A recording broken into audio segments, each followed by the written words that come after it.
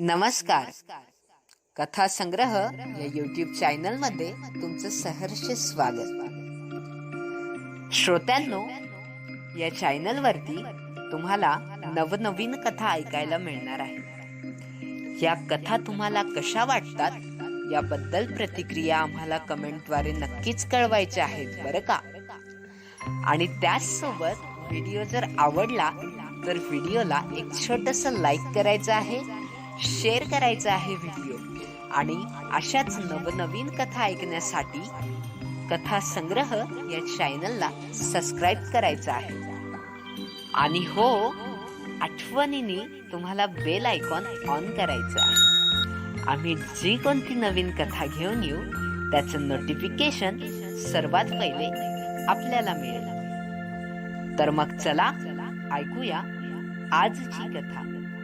तिचा स्मृतो. ती स्वतःपासून वेगळी होऊन स्वतःकडेच अनोळखी नजरेने बघते. अजूनही समोर कबीर आहे. हे मन स्वीकारत नाहीये दौश. हे स्वप्नय. हे खरं नाहीये. तू माझ्या डायरीच्या पानांत होतास कबीर. तू तिथेच असायला हवं होतं. तुझं हे असं अचानक समोर येणं मी जमेस धरलंच नव्हतं कधी. आता मी काय करू? मी तुझ्या नकळत तुझ्यात स्वतःला मिसळून घेतलं. हे तुला कळलं तर? मी तुझ्या माझ्या सोबतीच्या हर एक क्षणाला प्राण आपलीकडे जपून जिवंत ठेवलं. हे तुला कळलं तर? तू समोर आल्यावर तुला विचारण्यासारखे असंख्य प्रश्न होते कबीर. तू निघून गेलास त्या क्षणापासून ते आतापर्यंत मी घेतलेल्या उसन्या श्वासाची रोजनिशी डोळ्यांनी उलगडायची होती. पण आता काही आठवत नाहीये. खूप साऱ्या इच्छा, आकांक्षा, मन्नत घेऊन गाभाऱ्यासमोर जायचं आणि त्या निर्गुणाचं दर्शन घेताना काही आठवू नये अशी हालत झालीये. ब्लँक, शून्य. प्लीज कबीर, असं माझ्या नजरेला बांधू नकोस. माझा तुझ्यापासून अलिप्त राहण्याचा निर्धार ढळून जाईल.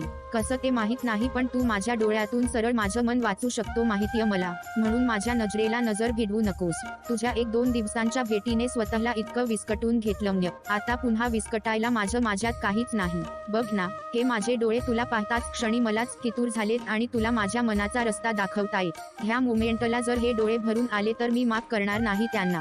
खरं सांगू कबीर, ह्या क्षणाला खूप भांडावंच वाटतं तुझ्याशी, कारण तू आयुष्यभरासाठी हवी आहेस असं कुठल्या तरी माईल क्षणांत बोलून गेलास आणि दूर निघून गेलास. पण कुठल्या हक्काने भांडू रे तुझ्याशी? इतक्या दिवसांनी समोर आला आहेस तू. तुझ्याकडे एकटक पाहण्याचा गुन्हा का नकळत घडतोय? हे तसेच थोडेसे विस्कटलेले मेसी टाईप केस, हा तुझ्या डोळ्यांचा हेजल रंग, ह्याची दृष्ट कशाने काढू? ही माझ्या हृदयाची धडधड, हे श्वासाचं वेगाने पळणं, तुला पाहताच तुझ्यात विरघळून गेलेले डोळे, थारयावर नसणारं माझं मन, तू समोर असण्याचा आनंद, भीती, हे माझं मोहरून जाणं, गोंधळून जाणं, हे सगळं का? कारण तुझ्या अस्तित्वाचा भाग झालाय तो ऋतू. तुझ्या असण्याचं नसण्याचं कारण झालाय तो बेडू. तुझ्या ओठांवर कायमचं त्याचं गाणं लिहून गेलाय तो. अजूनही त्या संध्याकाळच्या त्या मोमेंटचा हिशोब कुठेय तुझ्याकडे? तुझंच, तू जिथे सोडून आली आहेस, तू तुला ज्याच्याकडे विसरून आली आहेस, तो हाच. ऐक ना, स्पष्ट ऐकू येतंय. सहेला रे. कबीर. तिच्याही ओठातून अस्पष्ट आवाज. एकमेकाच्या नकळत एकमेकांना आयुष्य सोपवून बसलेले दोन वेडी लोक स्वतःच्या काळजाला असं मूर्तिमंत समोर बघून आजूबाजूचं पूर्ण वातावरण शांत. रित झालेलं, कुठलाच आवाज कानापर्यंत पोहोचत नव्हता. फक्त हृदयाची धडधड तेवढी जिवंत असण्याची जाणीव करून देत होती. कुणी आजूबाजूला असण्याची चाहूल नाही की डोक्यात कुठले विचार नाही. वारयाने चेहऱ्यावर येणारे केस ही सावरण्याची शुद्ध तिला राहिली नव्हती. ब्लॅक जिप्सी स्कर्ट, आकाशी केअमिटो, मानेखाली खांद्याजवळ, केस वारयावर हेलकावे खात असताना मधून उठून दिसणारा छोटासा किंगफिशर टेटू, डोळ्यात काजळ आणि त्याची संपूर्ण नजरबंदी.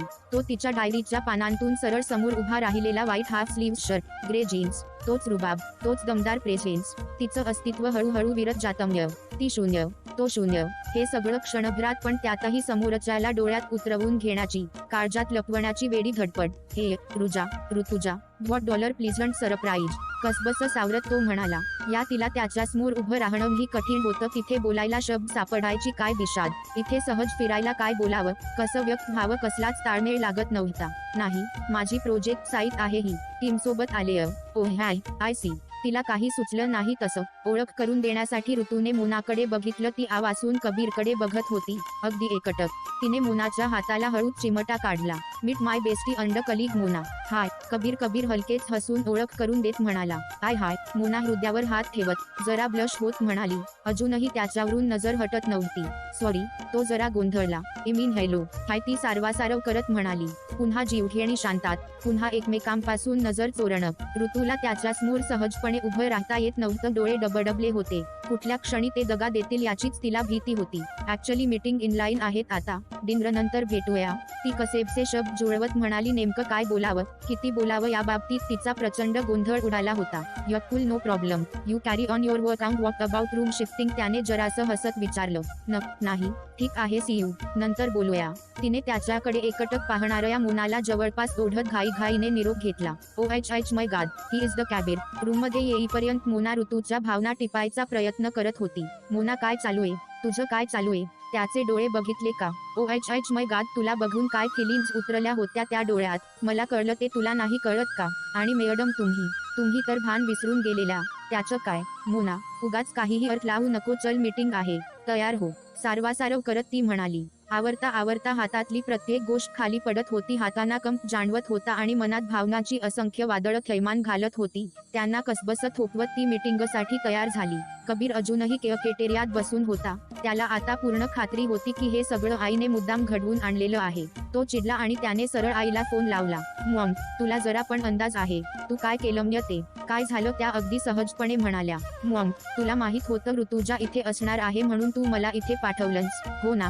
कबीर, प्लीज चिडू नको, माझं ऐक जरा. अजिबात नाही मॉम, मी उद्याच निघणार आहे इथून अँड दॅट्स फायनल. कबीर, ऐक ना बाळा प्लीज. अजिबात नाही मॉम, मी सांगितलं होतं ना तुला की ती एंगेज आहे, तुला का कळत नाहीये? मॉम, मला त्रास होतो, मी इमोशनली वीक पडतो तिला पाहिल्यावर. त्याला गहिवरून आलं. इतकं चिडायची गरज नाहीये कबीर, शांततेत ऐक, माझं एवढंच म्हणणं आहे की तुझ्या फिलिंग्ज एकदाच तिला सांग, मग वाटलं तर निघून ये. Mom, you are impossible. Kabir, मला जे योग्य वाटलं ते मी केलं. अजूनही तुला थांबायचं नसेल तर तसं सांग, मी बोलते मनीष सोबत, तो अरेंज करेल सगळं, आमच्या गोचं काम आम्ही बघून घेऊ. मॉम, आता अजिबात तुझ्या इमोशनल ड्राम्याला फसणार नाहीये मी. मनीषला परतीची बुकिंग रेडी ठेवायला सांग, मी उद्या निघतोय ॲट एनी कॉस्ट. कबीर, ऐकून तर घे.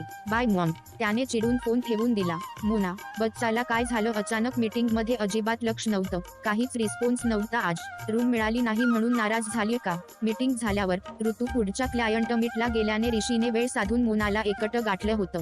ऋषी, तू आज ह्या युनिव्हर्समधल्या सगळ्यात हँडसम मुलाला बघितलं, हो ना? हो ग, तुला कसं माहित? That's the spirit. कुठे बघितलं सांग बरं? हे आता मीटिंग पूर्वी तयार होताना आरशात बघितलं होतं. का ग? ऋषी त्याच्या लांब केसातून हात फिरवत म्हणाला. So sweet and so funny. बरं मग सेकंड बेस्ट हँडसम मुलाला तर बघितलं ना? हो, हे मात्र खरं. तो रूम नंबर 45 ना? तो हसत म्हणाला. बरोबर, इतकं सिंपल होतं ते. कोण आहे तो माहितीय का? नाही बुवा, कोणी ओळखीचा निघाला का? त्याने आश्चर्याने विचारलं. ये जो पागल बेवकूफ बच्चा है ना, उस बच्चे की जान है वो. मोना हळूच डोळा मारत म्हणाली. काय सांगतेस? ऋतुजा तर कधी काही बोलली नाही. तो आश्चर्याने उडालाच. अरे तेच तुला आणि काजलला सांगायचं होतं केव्हापासून. ऋतू मीटला गेलीय तेवढ्यात चान्स मारला. ऋषी, इन नीड युअर हेल्प. बोल ना. तो अजूनही कबीरचाच विचार करत होता.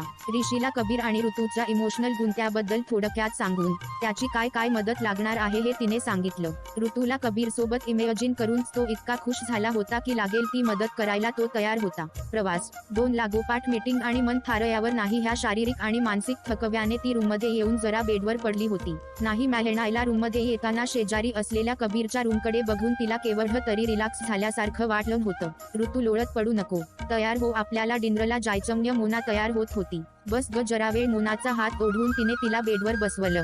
चेहऱ्यावर थकव्यानंतर ही गोड गुलाबी हसू होतं. मोनाने गेल्या 6 महिन्यात ऋतूला इतकं गोड हसलेलं कधी पाहिलं नव्हतं. अगोदर सतत डोळ्यात पाणी आणि नंतर उदासीन, कामात गर्क असलेला चेहरा, अशीच ऋतू तिने पाहिली होती. काय आज गालावर एकदम हसू वगैरे? काय प्रकार आहे? तिच्या केसांवरून हात फिरवत मोना म्हणाली. कुठे काय? ती गोरीमोरी झाली. ऋतू, आर यू शोर ना तुझं कबीरवर प्रेम नाहीये? मोना कुठलाही प्रश्न अगदी सरळ विचारू शकते हे ऋतूला एव्हाना माहित होतं. काय ग? तेच नाही सांगितलंय ना एकदा, ती चिडून बोलली आणि दुसऱ्या खुशीवर वळली. तसं नाही, कन्फर्म केलं, चला म्हणजे माझा मार्ग मोकळा. तिला चिडवायला मोना म्हणाली. म्हणजे ती लागलीच वळली. म्हणजे काय? म्हणजे मी पटवणार त्याला, जाम क्रश झालं मला. अरे काय मुलगा आहे का काय बला आहे यार? अगं त्याला 302 नुसार अटक होईल. खल्लास करत हिंडतो तो. मोना गप्प बस. आवाजात जरा पजेसिव्हवाली फिलिंग. ओ हाय, त्रास होतोय का? लडकी समज ना. ताजमहाल समोर उभं केलं तर आपण तारीफ करणार, 100 करणार. अरे काय ती अथलीट बॉडी, मसल्स, हाईट आणि डोळे. ओ हाय माय गॉड, ते ह्या जगातलेच नाहीये. आणि तो मेसी हेअर कट, कपाळावर येणारे फ्रिंजेस, जरा जवळ जाऊन असे असे अजून मेसी करावे असं वाटतं. फिदा यार, एकदम फिदा. तिला चिडवायला मोनाने तिचे केस जरा विस्कटले. मोने तू उठ, जरा वेळ शांत पडू दे. मला इतकं वाटत असेल तर जा की शेजारीच रूम आहे, विस्कटून ये त्याचे केस, मला त्रास देऊ नको. ती पुन्हा दुसऱ्या कुशीवर वळली. ओके बाबा, तुला त्रास होत असेल तर नाही बोलत. मोना उठली आणि डिनरसाठी म्हणून तयारी करायला लागली. ऋतूला ऐकू येईल इतपत गुणगुणत ती तयारी करत होती. मेरी खुली खुली लटो को सुलझाए तू अपनी उंगलियों से, मैं तो हूँ इसी ख्वाहिश में. एजन्सीच्या लोकांनी पूर्ण रिसोर्ट गजबजून गेलं होतं. दुपारी ऋतू भेटल्यानंतर पूर्णपणे कामात, मीटिंग्समध्येच बिझी होती. तर आईने मुद्दाम इथे पाठवल्याचा राग. रुजाला समोर पाहून इतके दिवस मनात दडवून ठेवलेला गोंधळ पुन्हा चेहऱ्यावर दिसायला लागण्याने होणारी चिडचिड, तो अगदी वैतागला होता. रुजू वेदसोबत इथे असेल, आपण इथे थांबायला नको एवढंच त्याचा डोक्यात पक्क होतं. जरा अंधारून आलं तसा तो तयार होऊन बाहेर आला. डिनरची गडबड चालू होती. एजन्सीची टीम मोठी असल्याने त्यांचा सगळीकडे गोंधळ चालू होता. त्याने एकट्यानेच डिनर घेणं पसंत केलं. जरा वेळ तो एकटाच बसून होता. उद्या निघून जाण्यापूर्वी रुजूला एकदा भेटून तिला डोळे भरून बघण्यासाठी, गप्पा मारण्यासाठी त्याचं मन त्याला खुणावत होतं. डिनर एरियामध्ये बऱ्यापैकी गर्दी होती. कबीरची नजर मात्र एवढ्या गर्दीत तिलाच शोधत होती. रुजू दिसली नाही, पण मोना आणि ऋषी बोलत असलेले त्याला दिसले. न राहून तो तिथे गेला. Hi. Oh hi Kabir. Mona, actually I am looking for Rutuj. ती वॉक घ्यायला गेली. तिने हाताने वॉकवेकडे इशारा केला. थँक्स. बाय द वे, मी ऋषी. ही इज ऋतुजचं मेंटर, गार्डियन. मोनाने त्यांची ओळख करून दिली. दुपारी भेटलोय आम्ही. हॅलो कॅबेर. ऋतू का फ्रेंड? तो आमचा फ्रेंड. थोड्या वेळाने आमचा कॅम्प फायर प्रोग्राम आहे. You are invited for all our camp fire programs. Please join us. Sure. Thank you. Nice to meet you Rishi. पुढे जाण्यापूर्वी मनात असलेला प्रश्न विचारण्याची तो थांबला. मोना, वेद कुठे दिसत नाहीये? भेटायचं होतं. कोण वेद? मोना झटक्यात म्हणाली. वेद, ऋतुजाचा कलीग. मोनाचे हावभाव पाहून फियोन्से शब्द मागे घेत तो आश्चर्याने म्हणाला. अरे मे बी तो पुणे ब्रांचला असेल. ही मुंबईची टीम आहे. गेले 6 महिने ती इथेच आहे. हो का? अच्छा, मला माहित नव्हतं. रुजूची मैत्रीण असून मोनाला वेद माहित नाही हे ऐकून त्याला जरा आश्चर्यच वाटलं. जराशा साशंकतेनेच तो मोनाने दाखवलेल्या वॉकवेकडे निघाला. वॉकवे पुढे बऱ्यापैकी शांत होता. तो बरंच पुढे गेला तरी रुजू दिसत नव्हती. अजून थोडं पुढे गेल्यावर लहान मुलांच्या हसण्या खिदळण्याचे आवाज येत होते. एका वळणानंतर रिसोर्टवर काम करणाऱ्या लोकांची घरं होती. शेजारी छोटसं मोकळं मैदान होतं. 4-5 प्रखर लाईट्सच्या प्रकाशात रुजू काही छोट्या मुलांसोबत आंधळी कोशिंबीर खेळत होती. मुलं तिच्या आजूबाजूला तिला टाळ्या पिटून दीदी मी इथे आहेचा गलका करत खिदळत होती. साधासा शॉर्ट कुर्ता, लेगिंग, खांद्यावरून पुढे घेतलेली सैलसर वेणी, डोळ्यांवर स्कार्फ बांधलेला तरी ओठांमधून झळकत असलेलं हास्य आणि तिची धडपड, सगळं इतकं मोहक वाटत होतं की तो तसाच तिच्याकडे बघत उभा राहिला. त्याला आलेलं बघून मुलं जरा बुजली. एकमेकांकडे पाहत उभी राहिली. त्याने हातानेच त्यांना चूप बसायचा आणि खेळ सुरू ठेवण्याचा इशारा केला. मुलं परत खिदळायला लागली. ऋतू मुलांच्या आवाजा कानोसा घेत धडपडत कबीरवर जाऊन आदळली. क्षणभर तोल सावरायला तिने तिच्या दोन्ही हातांनी त्याचा टी-शर्ट समोरून घट्ट पकडला. कबीरच्या सिग्नेचर परफ्यूमचा वास तिच्या जाणीवेत नेणीवेत इतका घट्ट बसला होता की तिने लागलीच ओळखलं तो कबीर आहे. तिला काय करावं उमजेना. ती तशीच उभी राहिली. त्याने तिचा स्कार्फ खाली केला. तिच्या अगदी नजरेला नजर देत तो समोर उभा होता. जरा वेळ काय बोलावं तिला कळलं नाही. हातात त्याचा शर्ट तसाच. मुलं मागे उभी राहून तोंडावर हात ठेवून हसत होती. ऍक्च्युली वॉक घेत होतो. तुला पाहिलं आणि थांबलो. तुझी हरकत नसेल तर जरा वेळ बोलूया का? जरा सारवासारव करत तो म्हणाला. त्याला इतक्या जवळ पाहून तिला काहीच सुचत नव्हतं. उगाच धडधड वाढल्यासारखी झाली होती. शब्द सापडत नव्हते. वेळ, काळ, जागा सगळ्यांचा विसर पडला होता. त्याच्या नावाचं डायरीतलं एक पान, विराय, हुरहुर, डायरीच्या शब्दांनी त्याच्याशी बांधलेलं नातं. तो समोर असूनही सगळं एकत्र आठवत होतं. अजूनही श्वासात तो परफ्यूमचा सुगंध आणि लहान मुलासारखं दोन्ही मुठीत त्याचा टी-शर्ट तसाच. हो, बोलूया ना. बोल. हे असं बोलायचं. त्याचा शर्ट गच्च पकडून ठेवला होता. त्याकडे डोळ्यांनी इशारा करत जरा गोड हसत तो म्हणाला. ओ हाय, सॉरी. ती झटक्यात भानावर आली. ओशाळून तिने त्याचा शर्ट सोडला आणि बाजूला झाली. स्पार्कलिंग हात, स्पार्कलिंग हात, स्पार्कलिंग हात. नदीकडून येणारा थंड वारा, त्यात कुठल्याशा रान फुलांचा मिसळलेला सुवास, रिसोर्टचे शांतपणे झगमगणारे दिवे आणि वर आकाशातले दिवे. मघाशी केलेल्या वेंधळेपणासाठी स्वतःची मनातच खरडपट्टी काढत ती शांतपणे त्याच्यासोबत चालत होती. बराच वेळ कुणीही बोललं नाही. चालत चालत ते वॉकवेच्या सुरुवातीला पोहोचले देखील. तरीही दोघे गप्पच. आता जरा अंतरावर तिच्या टीमची कॅम्प फायरची तयारी चाललेली दिसत होती. बसूया का? शेजारी असलेला भेप्स बघून ती म्हणाली. हरकत नाही. तिच्यापासून बऱ्यापैकी अंतर ठेवून तो बसला. तुला काही बोलायचं होतं मॅलेटलास? हो, म्हणजे खास काही नाही. इतक्या महिन्यांनी अचानक भेट झाली. असंच जरा बोलूया म्हणून आलो आणि हो तुझी एक इच्छा पण पूर्ण होईल. उद्या चेकआउट करतोय सो रूम शिफ्ट करता येईल तुला. क्यूट सनसेट बघायला. उगाच आवाजात सहजता आणायचा आटोकाट प्रयत्न करत तो म्हणाला. उद्या चेकआउट करतोय ह्या वाक्यास रशी काळजात खोल खोल काहीतरी तुटल्यासारखं, दुखावल्यासारखं झालं. फक्त एका दिवसासाठी आला होताच. काळजातली नाजूक कळ त्याला न दिसू देण्याचा प्रयत्न करत ती म्हणाली. तसं काहीसं अशक्य काहीतरी कामासाठी पाठवलं होतं. नाही जमणार सांगून परत जातोय. तो उगाच हसत म्हणाला. ती मात्र प्रचंड हवालदिल झाली होती. मनाला खूप काहीतरी फील होतं आणि ते सांगताही येत नाही, व्यक्त करता येत नाही. तेव्हा डोळे ती जबाबदारी अगदी योग्य पार पडतात तिचे डोळे पाणावले होते. अच्छा कसबस खाली बघतच ती बोलली. मग इतक्या महिन्यांनी भेटली आहेस, कशी झाली एंगेजमेंट? काही सांगशील की नाही? आणि वेद कसाय? तो नाहीये ह्या टीममध्ये. मनावर खूप मोठा दगड ठेवून तो बोलला. वेद ह्या टीममध्ये आणि माझ्या आयुष्यात दोघं ठिकाणी नाहीये. 6 महिन्यांपूर्वीच ब्रेकअप झालं. पाणावलेले डोळे आणि त्यावर न शोभणारं उसणं हसू. तुटक जेवढं बोलता येईल तेवढं ती बोलत होती. ब्रेकअप? पण का? त्याचा विश्वासच बसला नाही. हसत्या खेळत्या ऋतूच्या डोळ्यातली उदासी, बेचैनी त्याला पहिल्या नजरेत समजली होती आणि हेच त्याचं कारण आहे असा कयासही त्याने बांधला. बरीच कारणं होती. कुठली सांगू? अजूनही त्याच्याकडे न बघताच ती बोलत होती. 1 मिनिट, मेन कारण तो प्रवास तर नाही ना? ऋतुजा, माझ्यामुळे तुमच्यात काही गैरसमज? तो आता प्रचंड धास्तावला होता. ऋतूच्या ह्या परिस्थितीला नकळत आपण तर जबाबदार नाही ह्या विचाराने तो हवालदिल झाला. प्रचंड गिल्ट त्याच्या चेहऱ्यावर दिसत होता.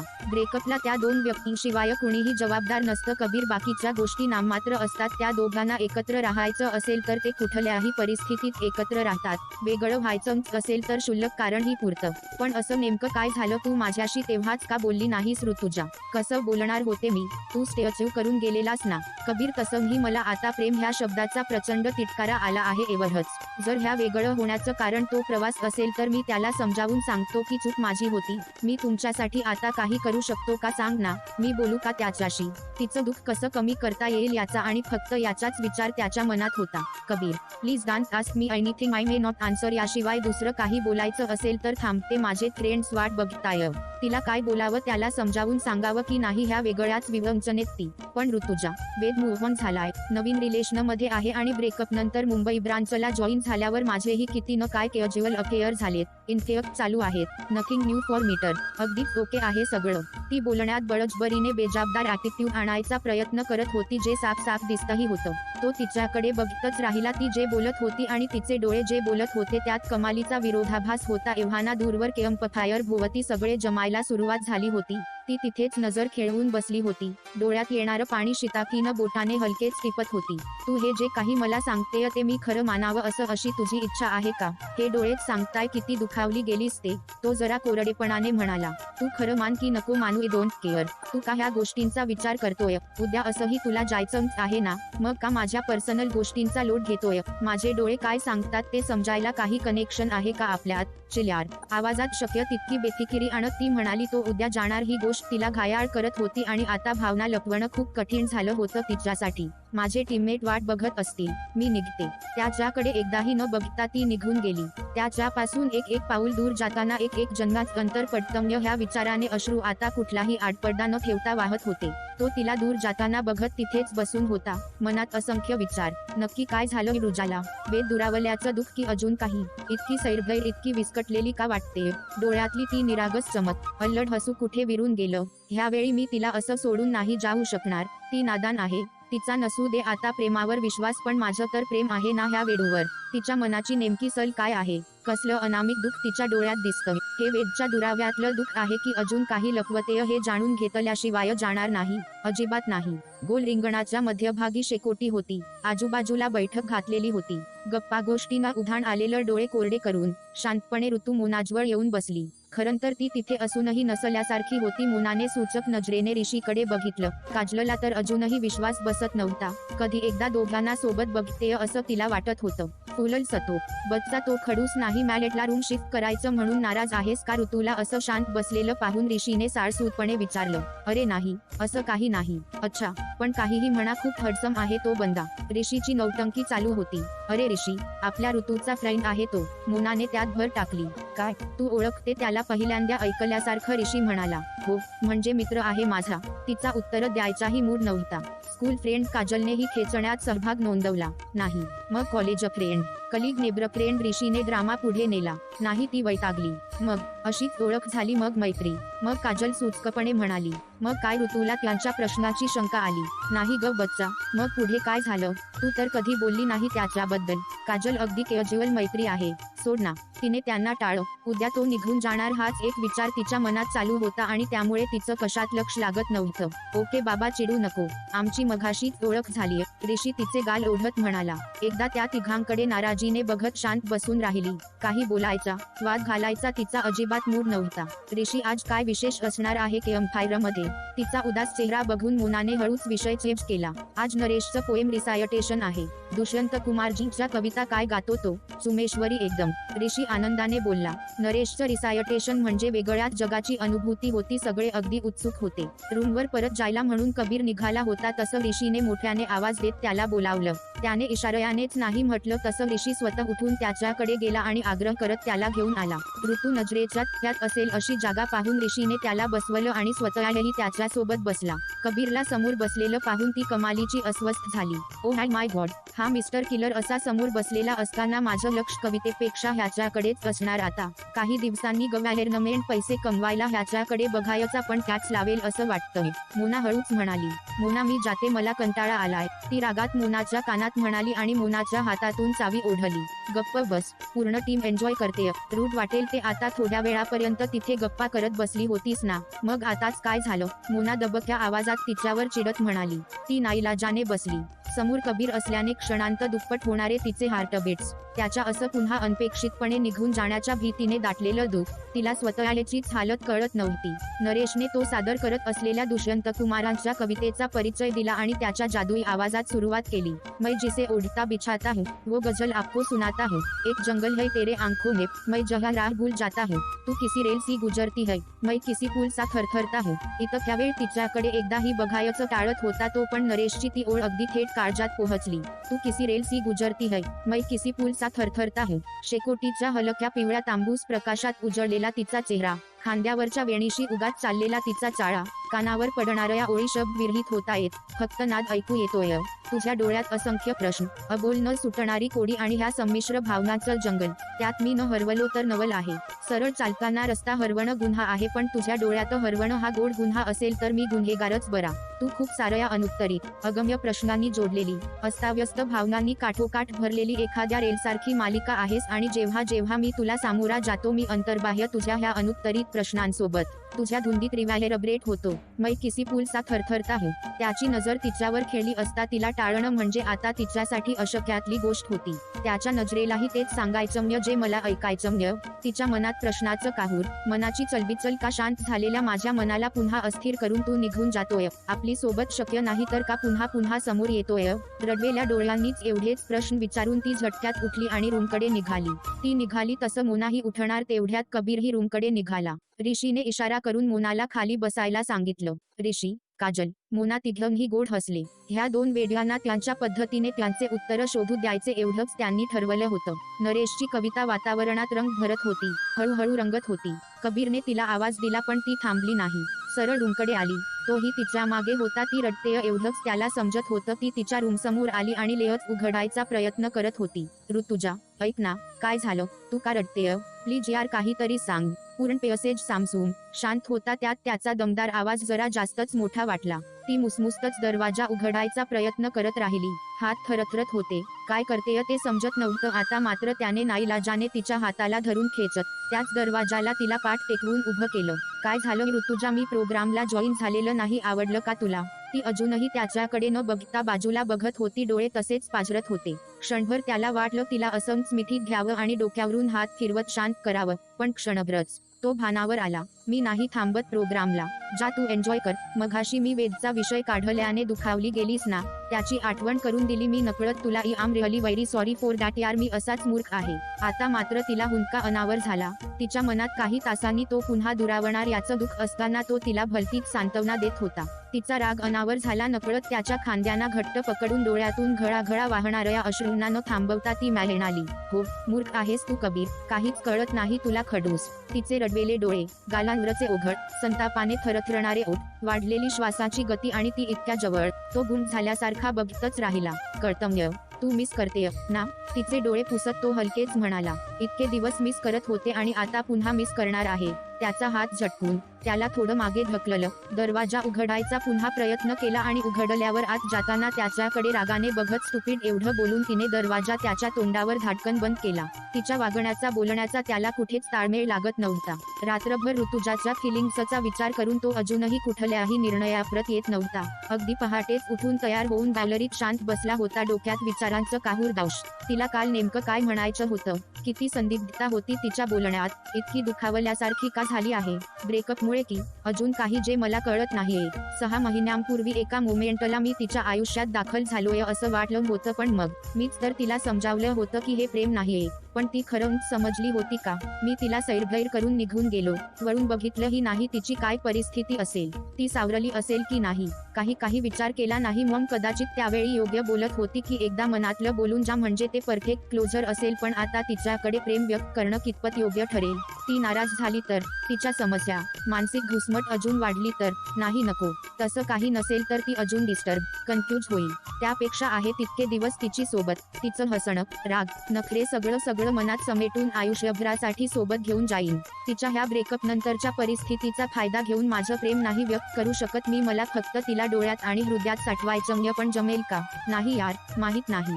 गॅलरीत अस्वस्थपणे येरझारा मारत कितीतरी वेळ तसाच निघून गेला. तरीही स्वतःशीच बडबड चालली होती, स्वतःचेच प्रश्न आणि उत्तर देखील. कालसाठी पुन्हा एकदा सॉरी म्हणूया का असंही आता थांबायचा निर्णय घेतलाच आहे तर तिच्यासोबतचा एक क्षण जगायला हवा. पण आता जाऊ? ती उठली असेल का? खरं म्हणजे रात्री किती नाराज होती, झोपली तरी असेल का? नाही यार, तिला आता बघायचं मला, आत्ताच. आरशात बघून केस करताना त्याला त्याचंच हसू आलं. शेवटी टिपिकल निब्बा केलंच पोरीने. थरथरत्या हाताने त्याने तिच्या रूमची बेल वाजवली. बेल वाजवून दरवाजा उघडायच्या 1-2 मिनिटांत तिला अगदी समोर बघून पहिल्यांदा काय बोलायचं याचा 100हून अधिक सराव केला त्याने. दरवाजा उघडण्याचा आवाज झाला तसं ती समोर दिसेल याची अनामिक गोड हुरहुर दाटली होती. दरवाजा उघडला गेला. समोर मोना होती. ओ हाय कबीर. ती अजूनही झोपाळलेली होती. हाय, गुड मॉर्निंग. ऍक्च्युली ऋतुजाशी जरा बोलायचं होतं. तिला आवाज देतेस का? अरे ते ध्यान सकाळीच माझ्याशी भांडून बाहेर निघून गेलं. गॅलरीतून बघितलं, मागच्या बाजूला तरी नाहीये ती. तू पुढे नदीच्या किनाऱ्यावर वगैरे शोध, ते येडं तिथेच असेल. पक्का? ओके थक्स. अरे पण जपून काय माहित काय झालं. तिला खूप चिडलेली होती. माझ्या मागे येऊ नको असं बोलून गेलीय मला. तुला येऊ नको म्हटलीय, मला नाही. तो गोड हसला आणि निघून गेला. अरे यार, असा हसत नको जाऊ रे, आमचं ते ध्यान खुळावतं. मग त्याला पाठमोरं बघून ती हसत पुटपुटली. बराच वेळ शोधाशोध केल्यावर किनाऱ्यावरच्या एका पायरीवच्या दगडावर बसलेली दिसली. एरवी वारयाने भुरभुरणारे दाट केस ओलेते असल्याने निमूट बसलेले होते. साधासा टी शर्ट आणि केपरी. दुरूनच पाण्यात पाय बुडवून थोडं पाणी उडवायचा खेळ चालला होता. उजव्या पायात फक्त एक नाजूक काळा दोरा त्या पाण्याच्या पार्श्वभूमीवर खुलून दिसत होता. त्या धाग्यामुळे ती क्यूट वाटतेय की धागा तिच्या पायात असल्याने क्यूट वाटतोय? मनात क्षणभर चमकून गेलेल्या विचाराचं त्याला हसू आलं. तिचं ते स्वतःलेटमधनं असणं तसं असावं म्हणून तो हळूवार पावलांनी तिकडे गेला. तिला चाहू लागलीच. दाऊश, मोने, मी तुला म्हटलं होतं मला एकटं राहू दे, पण मला नाही ना एकटं सोडायचं तुला. तो न राहून बोलून गेला. आताशा तिला समोर पाहून पहिल्यासारखं फिलिंग्स लपवणं जरा अवघड झालं होतं खरं. कबीर. ओठावर हलकेच नाव आलं. तिने झटकन मागे वळून पाहिलं. काही वेळापूर्वीची नाराजी हवेतच विरून गेली. पण हा जाताना शेवटचं म्हणून भेटायला आला असावा, पुन्हा स्टेअचू करायला. क्षणात चेहऱ्यावरचं हसू मावळलं. मीन एकटं बसणं चांगलं नसतं. मनासाठी तिच्या शेजारी बसत तो म्हणाला. तिने पुन्हा एक नजर त्याच्याकडे बघितलं. सकाळच्या हलक्या उन्हासारखा सतेज आणि हवाहवासा. तुझी फिलॉसॉफी तुझ्याजवळच ठेव. त्याला टाळ्यासाठी तो बसला म्हणून ती उठायच्या बेतात असताना त्याने तिचा हात पकडला. तिने आश्चर्याने त्याच्याकडे बघितलं. तो समोर बघत होता. तिच्याकडे त्याचं लक्षही नव्हतं. तिने हात सोडवायचा प्रयत्न केला. त्याची पकड जरासुद्धा सैल झाली नाही. कबीर, हात सोड. ती चिडली होती की चिडायचा प्रयत्न करत होती? तिला तिचंच काही कळत नव्हतं. मी बोलत असताना असं निघून गेलेलं मला आवडतं नाही. शांततेत बसायचं. तो शक्य तितक्या सौम्य आवाजात म्हणाला. कबीर, हे तुझं ऑफिस नाहीये की तू माझा बॉस नाहीये ऑर्डर द्यायला. तिने पुन्हा हात सोडवायचा प्रयत्न केला. ती ऐकत नाही हे पाहून हात खेचत त्याने तिला खाली बसवलं. पहिली गोष्ट, मी ऑफिसमध्ये कुणाचा हात पकडत नाही. दुसरी गोष्ट, हात पकडला तर सोडत नाही. आणि कुणी मी सांगूनही ऐकत नसेल तर? तिच्या डोळ्यात सरळ आरपार बघत तो म्हणाला. तिच्या पापण्यांवर नदीवरून येणाऱ्या ओलसर वारयाची भूल, त्यात त्यांची फक्त चंचल उघडझाप. तर काय, ती जरा जडावलेल्या आवाजात म्हणाली. ह्या जगाचे जणू संदर्भ पुसले गेलेले, क्षणाची गृहीतकं बदललेली. तर मारामारी. यू तो नो आय लव्ह मारामारी. तो जरासं गोड हसला, नजरेचा रेशमी धागा तसाच कायम. तू मला मारणार? तिलाही ह्या समांतर जगातून वास्तवात यायची इच्छा कुठे होती. ती पाण्यावरच्या लहरीसारखी पाण्यात एकरूप झालेली, त्याच्या हातात अजूनही तिचा हात तसाच.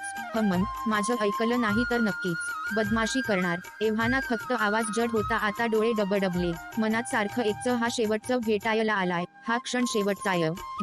खडूस.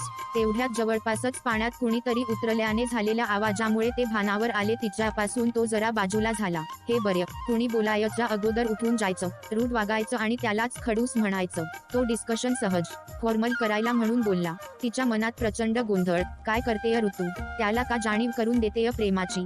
तू म्हणजे कम्प्लीट मेस आहेस, बालिश, नादान. त्याचं सहज सुंदर स्टेबल आयुष्य का खराब करतेय? तो आहे ना तुझ्यासोबत डायरीच्या पानांतून, स्वप्नांत, विचारात, मनात जाणीवेत, नेणीवेत का त्याला आयुष्यात उतरवण्याचा अट्टहास करतेय? तू त्याचंही आयुष्य विस्कटशील. गेल्या 6 महिन्यात एकदाही त्याने प्रयत्न केला का तुझ्या आयुष्यात डोकावून बघायचा? त्याचं आयुष्य सुरळीत चालू असताना का त्याला तुझ्या कम्प्लीट केओस असणाऱ्या प्रेमाची शिक्षा देतेय? नको करू असं. तुझं खर्च प्रेम असेल त्याच्यावर तर दूर ठेव त्याला प्लीज. स्पार्कलिंग हात, स्पार्कलिंग हात, स्पार्कलिंग हात. नमस्कार, ही कथा आपण ऐकत आहात कथा संग्रह या YouTube चॅनलवरती. ही कथा आपल्याला कशी वाटली ते आम्हाला कमेंट्सद्वारे नक्की कळवा. व्हिडिओला लाईक करा, कमेंट करा, शेअर करा आणि चॅनलला सबस्क्राईब करायला विसरू नका. धन्यवाद. काय झालं, कुठे हरवलीस? त्याच्या बोलण्यावर तिचा शून्य प्रतिसाद पाहून तो म्हणाला. निघायचं? तुलाही उशीर होत असेल. ती पडलेल्या आवाजात म्हणाली. हो, उशीर तर होतोय. आज तब्बल 4 शाळांना भेट द्यायचीय. तुझी हरकत नसेल तर 4-5 वाजता भेटूया भांडण कंटिन्यू करायला. ती विस्मयाने बघत राहिली. ती निघून जाणार हे तिने गृहीत धरलेलं होतं. तू चेकआउट करणार होतास ना? त्याच्या चेहऱ्यावरचे भाव वाचण्याचे प्रयत्न ती करत होती. हो का? उलट तिलाच आश्चर्याने विचारात तो म्हणाला. हो का? म्हणजे काय? रात्री बोललास ना तू? आवाजात थोडासा दिलासा आणि चेहऱ्यावरचा उतू जाणाऱ्या आनंदाला बळेच अडवून ठेवण्याचा प्रयत्न. अच्छा, जाण्याचं बोललो म्हणून काल नाराज होतीस? तो तिच्या मनातलं काढून घ्यायच्या जिद्दीवर होतच. छे, मी का नाराज होणार? क्षणांत चेहऱ्यावरचे भाव झटकून ती म्हणाली. स्त्री, डोंट टेक इट अदरवाईज. मला म्हणायचं होतं की कदाचित ह्या फेजमध्ये तुला तुझ्या ह्या मित्राची गरज असेल. मला कुणाचीही गरज नाहीये. एकटं राहणं, स्वतःला सांभाळून घेणं शिकलेय मी आता. खूप वेळ लागलाय मला स्वतःला सावरायला. आता कुठल्याही मित्राची गरज नाहीये. ती चिडून म्हणाली. ओके, चिडू नको, मी गंमत करतोय. आता खरंच उशीर झालाय, निघूया. मी 3 वाजेपर्यंत परतेल. कॅफेत भेटूया. नाही, माझे काम आटोपणार नाही तोपर्यंत. ठीक आहे, डिनरला भेटूया. नाही, उपवास आहे, डिनरला येणार नाहीये. त्याला हसू अनावर झालं. भेटायचं नसेल तर एक साथ, उपवास वगैरेचं कारण नको देऊ. चल निघूया. तू जा, मला जरा वेळ बसायचं. त्याने तिला खूप आग्रह केला पण ती हट्टी आहे, ऐकणार नाही हे त्याला माहित होतं. तो नाईलाजाने निघाला. तसं त्याला कितीतरी वेळ पाठमोरं बघत ती बसून राहिली. त्याचं थांबणं तिच्यासाठी काय होतं ते तिच्या भरून आलेल्या डोळ्यात स्पष्ट लिहिलं होतं. आईला फोन करून माझं सर्व्हेचं काम झाल्याशिवाय येणार नाही हे सांगायला तो विसरला नाही. आज 4 वाजेपर्यंत सगळी महत्वाची कामे झाली होती. रिव्ह्यू मीटिंग आटोपून ते कॅफेटेरियात बसले होते. कबीर परत आलाय का हे कुणाच्याही नकळत त्यांच्या सेक्शनच्या हाऊसकीपिंगला तिचं विचारून झालं होतं. 3 वाजताच येतो मॅलेटला आणि अजून आला नाही. उगाच मनातल्या मनात त्याच्यावर चिडत ती म्हणाली. केअकेमधून रिसोर्टचं एंट्री गेट नजरेच्या त्यात असेल अशी जागा निवडून ऋतू बसली होती. ऋषी, मोना आणि काजलसोबत गप्पा तर चालूच होत्या पण लक्ष पूर्णपणे गेटवर होतं. त्याला पुन्हा केव्हा बघतेय असं तिला झालं होतं. बसचा कुणाची वाट बघतेय का? नाही, सारखं लक्ष गेटकडे आहे म्हणून विचारलं त्याने. चेहऱ्यावरची एक रेषही न हलू देता विचारलं. नाही, काहीतरीच काय? चोरी पकडल्याने ती गोरीमोरी झाली. ते बोलत असतानाच त्याची गाडी आत आली. तिच्या चेहऱ्यावरचे बदललेले भाव, ब्लश झालेले गाल बघून तिघांनाही खूप गंमत वाटत होती. तो गाडीतून बाहेर आला तसं ती त्याला बघतच राहिली. Denim shirt, black jeans, goggle. फोनवर बोलत तो त्याच्याच धुंदीत रूमकडे निघाला होता. तिची तगमग बघून ऋषीने त्याला हाक मारली.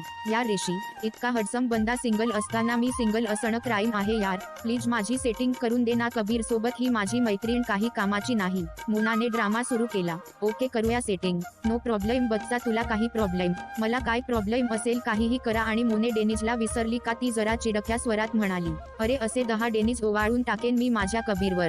समोरून येणाऱ्या कबीरकडे बघत ती म्हणाली. काजल कसंबस हसू कंट्रोल करत होती. तेवढ्यात कबीर तिथे पोहोचला. ते हसता हसता शांत झाले. हाय, तो सगळ्यांकडे पाहून म्हणाला. ऋतू उगाच मोबाईल मध्ये डोकं खुपसून बसली. तिने त्याच्याकडे दुर्लक्ष केलं. हाय कबीर, जॉइन अस. ऋषीने एक खुर्ची ओढून त्याला ऋतू शेजारी बसायला जागा केली. तो बसला तरी तिने त्याच्याकडे दुर्लक्ष केलं. कबीर यार हे बरोबर नाहीये. तुला इतकी छान रूम मिळाली आहे, कधीतरी आम्हाला इन्व्हाइट कर त्या प्रशस्त गॅलरीत बसून चहा कॉफी किंवा चिल बिअर घ्यायला. मोनाला हलकेच डोळा मारत ऋषी म्हणाला. हो ना, आणि तिथून सनसेट खूप क्यूट दिसत असेल. तुला माहितीये कधीतरी असा क्यूट सनसेट बघायला मिळेल ही माझी लहानपणापासूनची इच्छा होती. नाटकी चेहरा करत मोना म्हणाली.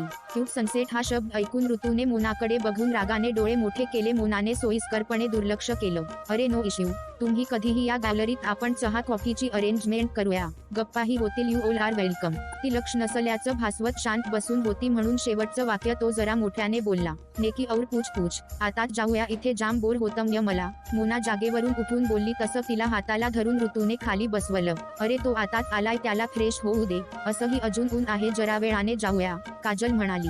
ऑफकोर्स, मी निघतो. मॅनेजरला सांगून तयारी करून ठेवतो, तुम्ही या. Okay okay okay done, Mona आनंदात म्हणाली.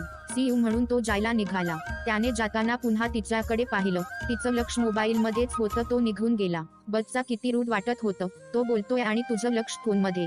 तो अगोदर तुझा मित्र आहे मग आमचा. ऋषी मी त्याला बोलावलं नव्हतं. आणि ही मोना, हिला काही कळत नाही.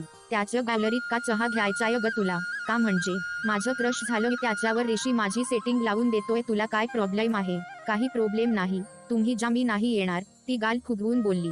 वा वा, असं कसं? तू ओळखते त्याला? माझी सेटिंग लावायला तू हवीच. 1 मिनिट, तुला जलस तर होत नाहीये ना आमचं जुळतंय हे बघून? मोना अगदी नाटकीपणाने तिला डिवचत होती. मोना बस कर ड्रामा, ती वैतागून बोलली. मग तू पण चलायचं. तो इथे आहे तोपर्यंत माझी सेटिंग लावून द्यायची. तू गॉड प्रॉमिस दिलंय. केव्हा? हे आत्ताच. तिचा हात हातात घेऊन मोना म्हणाली. चला, एक अर्ध्या तासात बैठूया. OHIG आम सो एक्साइटेड इल क्यूट सनसेट्स. मोना स्वतःवर खुश होत म्हणाली. हो पेलेस. त्या तिघांकडे रागाने बघत ती रूमकडे निघून गेली. ती निघून गेल्यावर तिघांची हसून हसून पुरेवाट झाली. त्या दोघांना एकत्र आणायला ते काहीही करायला तयार होते. पुन्हा जरा निवडली होती. ते कबीरच्या रूमच्या गॅलरीत बसले होते. प्रशस्त एल शेप गॅलरी समोर मोठ्याने आवाज दिला तर तरंग उठतील इतक्या जवळ असणारं जलाशय, दूरवर काठावर चाललेलं शूटिंग जमाव, एका बाजूला असणारं जंगलाचं बेट, पक्ष्यांचे आवाज, शांततेला कितीतरी आवाजाची किनार होती. ती आल्यापासून तशीच अबोल होती. कबीर समोर तर हवा होता, पण मनात सतत एकच भीती होती, कुठल्याच क्षणी नकळत इमोशनल सरेंडर व्हायचं नाही. जरा एकत्र गप्पा. चहा झाल्यावर ऋतू उठून एलशेप असणाऱ्या बाल्कनीच्या दुसऱ्या बाजूला त्याच्या नजरेआड जाऊन बसली. मोना आणि काजल पण तिच्याजवळ येऊन बसल्या. त्या ओल्या निळसर वातावरण, अथांग पाण्याकडे बघत शांत बसल्या होत्या. ऋतूने सोबत आणलेल्या तिच्या रिपोर्टमध्ये काही नोंदी करून घेत होती. काय लिहितेय? काजलने उत्सुकतेने विचारलं. अगं प्रोजेक्ट क्लोजरमध्ये नद्यांबद्दलचे हुक पॉइंट्स लिहायचे होते. आता समोर इतकं सुंदर जिवंत चित्रण बघून जे वाटतं ते लिहून ठेवतेय. काजलने तिच्या केसांमधून प्रेमाने हात फिरवला. इकडे कबीर आणि ऋषीच्या कामापासून क्रिकेट, पॉलिटिक्स, लिखाण, मायथॉलॉजी, सर्व प्रकारच्या गप्पा चालू होत्या. जरा वेळ झाल्यावर काजल ऋषीकडे गेली. सॉरी तुम्हाला डिस्टर्ब करतेय, पण ऋषी आजचे डिटेल्स मिकाला पाठवायचे राहिलेत. निघायचं ना? अरे हो, 20 लाख. बाय द वे कबीर, आजचा कॅम्पफायर प्रोग्राम खूप छान आहे, you must come. Let's see, तो म्हणाला. त्यांचा निरोप घेऊन ऋषी आणि काजल निघून गेले. मोना चल आपण पण निघूया, ती हळूच मोनाच्या कानात म्हणाली. ऋतू तू इथेच सनसेट बघत हे काही बाही लिहित थांब प्लीज. मला कबीर सोबत थोडी प्रायव्हसी दे, ती डोळे मिचकावत म्हणाली. ऋतूने रागात तिच्याकडे एक नजर बघितलं. मोना कबीर बसला होता तिथे जाऊन बसली. ऋतू लिखाण बंद करून शांतपणे समोरचं दृश्य बघत बसून राहिली. मागच्या काही महिन्यातले चांगले वाईट दिवस, डायरीत लपवून ठेवलेल्या कबीरच्या आठवणी, ऋषी, मोना, काजल यांच्यासोबतचे अखंड कामात बुडालेले दिवस, हे सारं काही अजून एक गोड आठवण, मैत्रीचा नवा अध्याय बनून सोबत राहणार ही शाश्वती, हे त्या शांत थंड वातावरणात तिला उगाच आठवत होतं. ती डोळे मिटून शांत बसून राहिली. मोना आणि कबीरचे हसायचे, गप्पाचे आवाज येत होते. ड्रामाक्वीन ओठातल्या ओठात पुटपुटत ती म्हणाली. जरा वेळ गेल्यावर शांतता झाल्यासारखी वाटली. मोनाचा आवाज येत नव्हता. ती गॅलरीच्या पुढच्या भागात आली. तिथे मोना नव्हती. कबीर एकटाच रेलिंगला टेकून शांत उभा होता, हातात सिगरेट, मागे तोच गहिरा, मनाला भूल पाडणारा किशोरीजींचा स्वर्गीय आवाज, गहिरी बंदिश. जब से तुम संग लागली, प्रीत नवेली प्यारे बलमा. त्याची त्या निळाईत विरघळलेली नजर, त्या पार्श्वभूमीवर त्याचा खुलून दिसणारा रुबाबदारपणा. जरावेळ ती स्वतःला विसरून गेली. तिच्या चाहुलीने तो भानावर आला. त्याच्या हातातली सिगरेट तिने काढून ॲशट्रेमध्ये विझवून टाकली.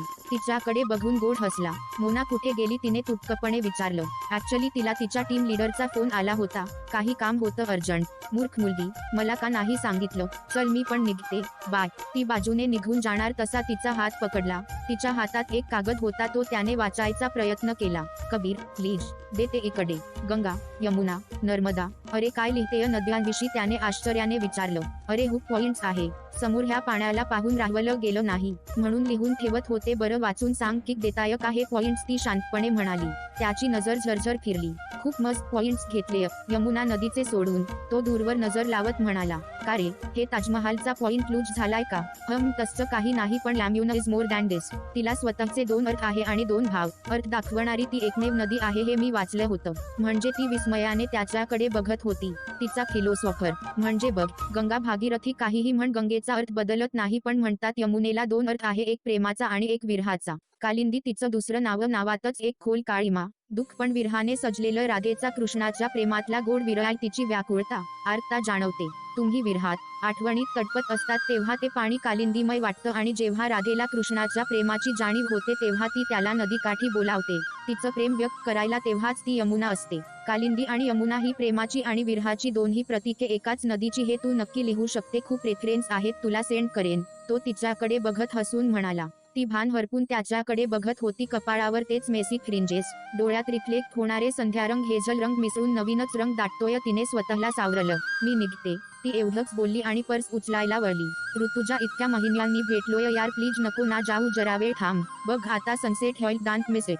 तो दूरवर बोट दाखवत म्हणाला. तिचं लक्ष क्षितिजाकडे गेलं. मावळतीचे रंग त्या निळाशार पाण्यावर तरंगत होते, पण मिसळत नव्हते. हवेच्या झोतासोबत पाण्यावर उठणारे आणि दूरवर पसरत जाणारे आवर्ती तरंग, त्यांचा उत्कट केंद्रबिंदू. मावळतीचे गहिरे रंग लायलेल्या आकाशाची त्या पाण्याशी गाठ घालून देण्याची वेडी धडपड करणारं क्षितिज. एका बाजूला असणारं जंगलाचं बेट, त्या पानांची सळसळ, मागे वारयावर स्वर झालेले स्वर. जब से तुम संग लगाई प्रीत नवेली. दोघेही मंत्रमुग्ध होऊन ते दृश्य डोळ्यात साठवत होते. ती आज जाणीवपूर्वक जरा दूरच. तिला माहीत होतं तिची प्रत्येक सायंकाळ त्याच्या नावावर आहे.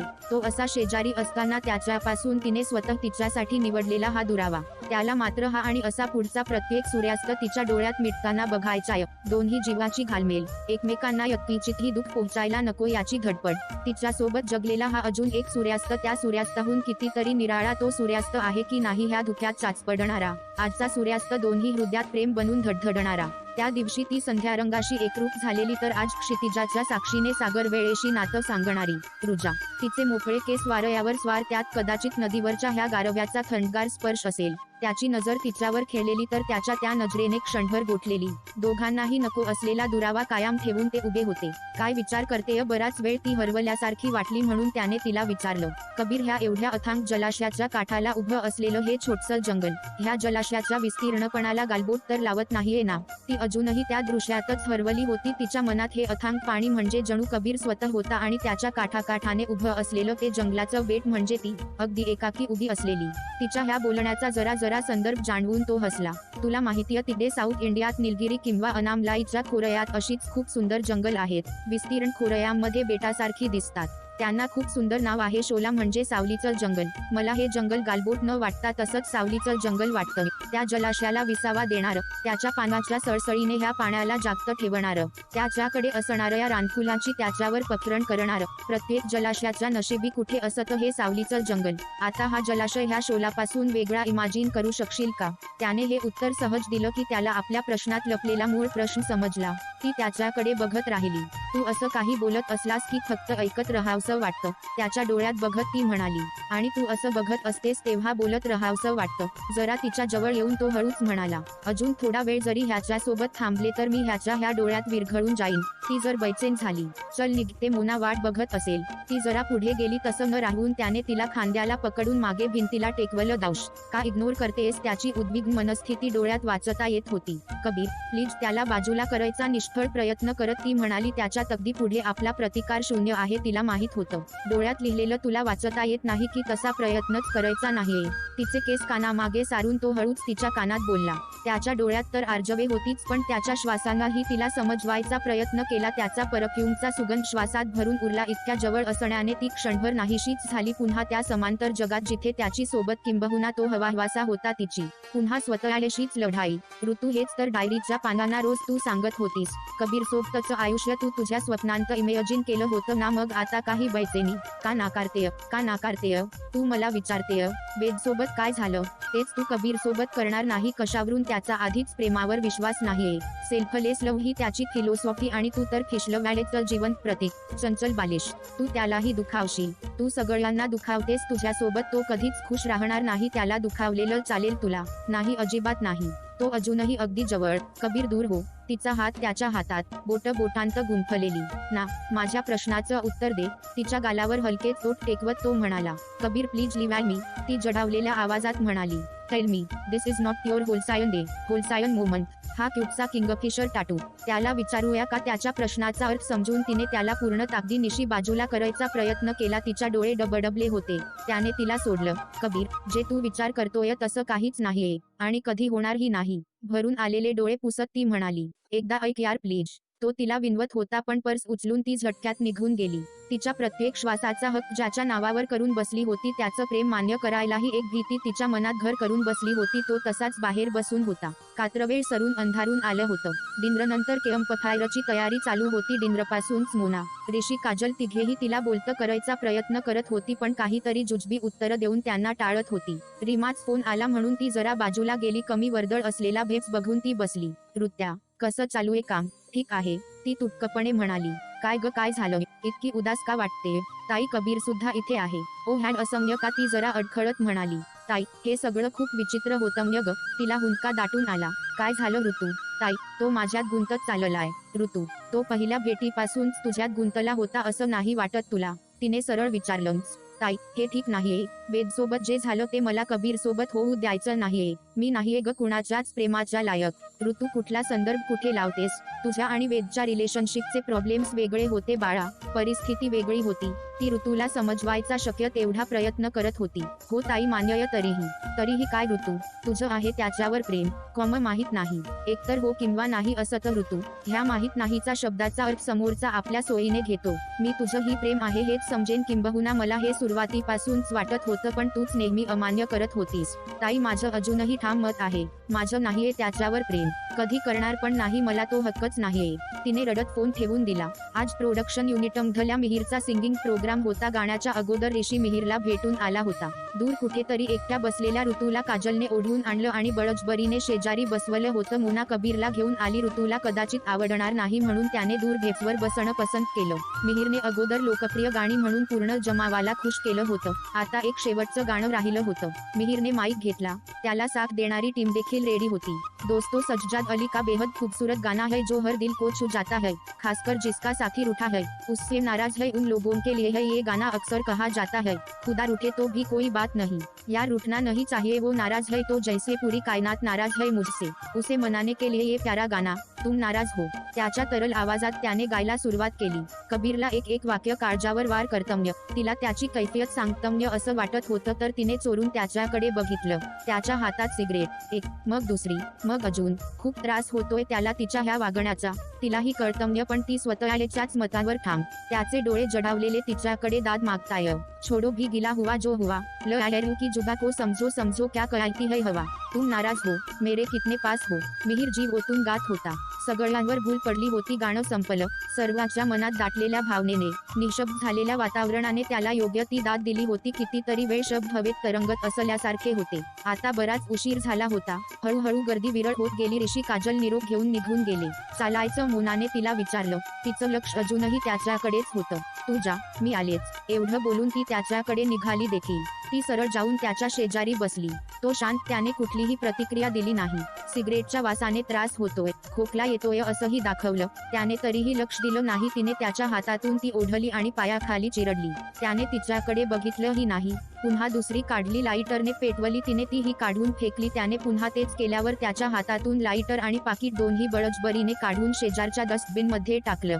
तो जायला निघाला. ती बसून राहिली. ती उठत नाही बघून तो थांबला. उशीर झालाय, रूमवर जा शांतपणे तो म्हणाला. तू जा, मला थांबायचं य. एकटी थांबू नकोस, प्लीज उठ ना. ऋतुजा, मला झोप लागतेय. तुला एकटं सोडून नाही जाणार मी, माहितीय तुला. एका अटीवर. काय? पुन्हा स्मोक करायचं नाही. चल, उशीर होतोय. तू उत्तर नाही दिलंस. चल, मैं म्हणतोय ना, समजून घे. तो कोरडेपणाने म्हणाला. तिला हसू आलं. हा तोच रूढ खडूस आहे. तिला आश्चर्य वाटलं. ती निघाली तसं तिच्या मागून तोही निघाला. Growing heart, growing heart, growing heart. नमस्कार. ही कथा आपण ऐकत आहात कथा संग्रह या YouTube चॅनलवरती. ही कथा आपल्याला कशी वाटली ते आम्हाला कमेंट्सद्वारे नक्की कळवा. व्हिडिओला लाईक करा, कमेंट करा, शेअर करा आणि चॅनलला सबस्क्राईब करायला विसरू नका. धन्यवाद. रीमा ही जरा वेड्य का? वेदसोबत ब्रेकअप झालं म्हणजे आयुष्यात कमिटमेंट देऊच शकणार नाही असं काही असतं का? ही का सगळी सिच्युएशन कॉम्प्लेक्स करतेय? अभय रूमच्या गॅलरीत येऊन बोलत होता. बोलून झाल्यावर तो रूममध्ये आला.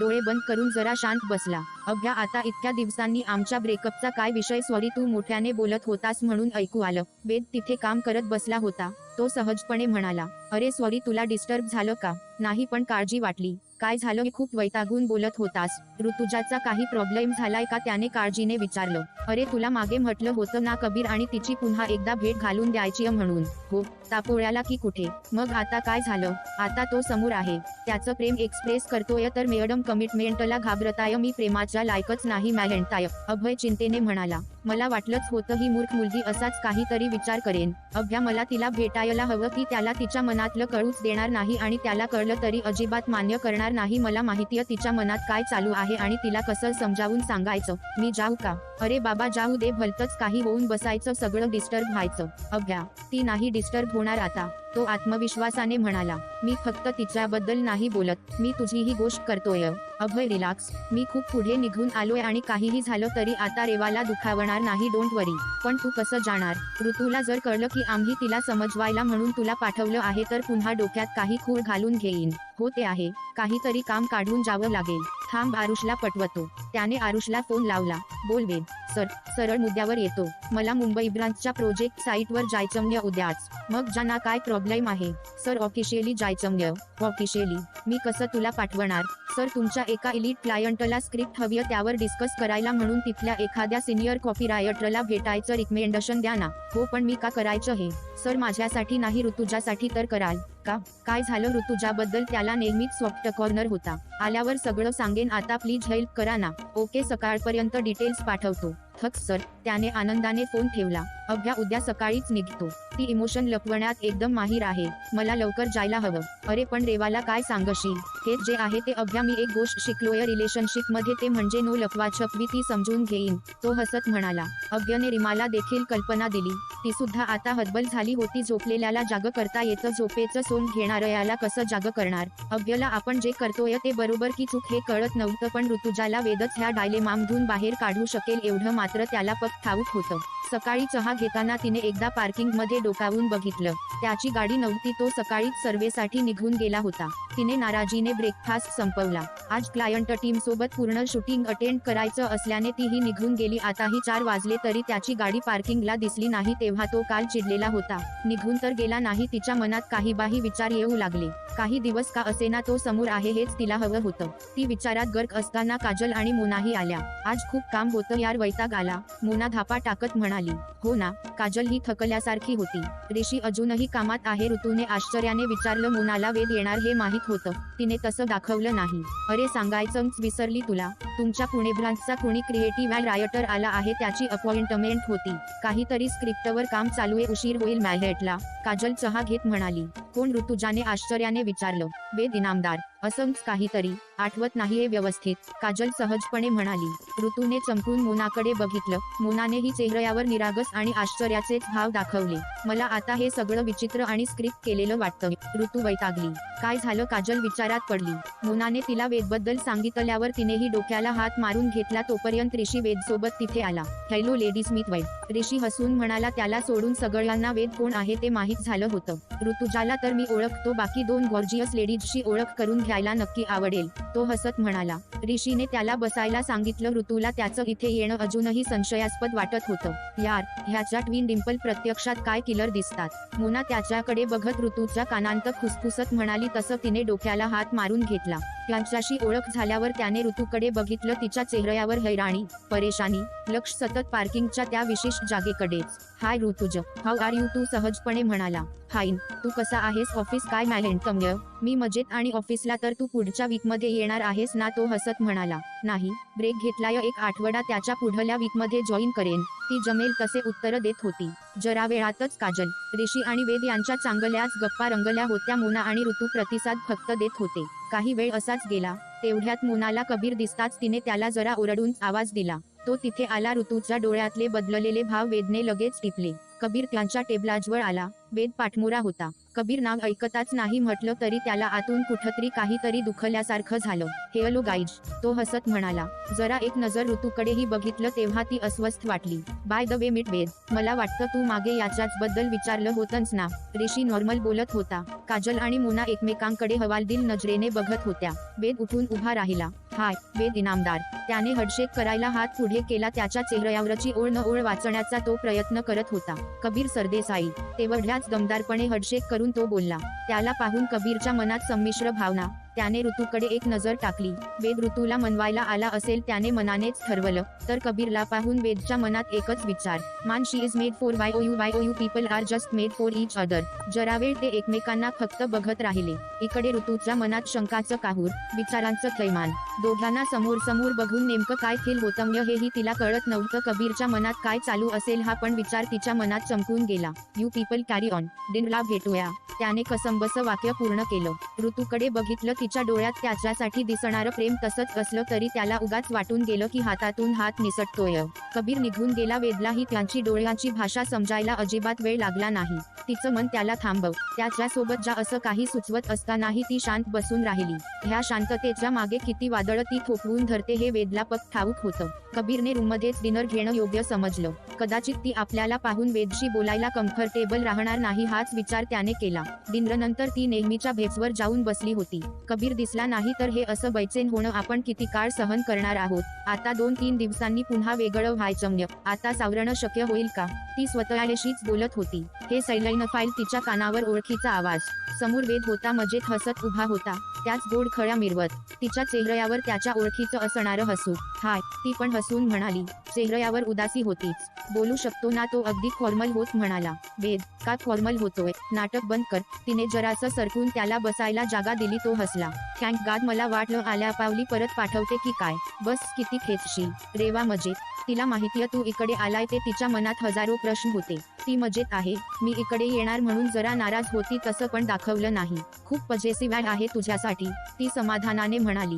हो, जरा जास्तच. 2 आठवड्यापूर्वी घरी सांगितलं आमच्याबद्दल, तो शांतपणे म्हणाला. मग तिने उत्सुकतेने विचारलं. आईला समजवायला 1-2 दिवस लागले. नंतर घरी घेऊन गेलो होतो तिला. मॅडम तर स्वयंपाक, होम मॅनेजमेंटमध्ये इंटरेस्ट घेतात. आईला अजून काय हवं? आई बाबा दोन्ही खुश. खोटं नाही बोलणार. आर्यला मात्र तू हवी होती, पण 1-2 दिवसांपासून जरा फोनवर मस्त गप्पा चालूये दोघींच्या.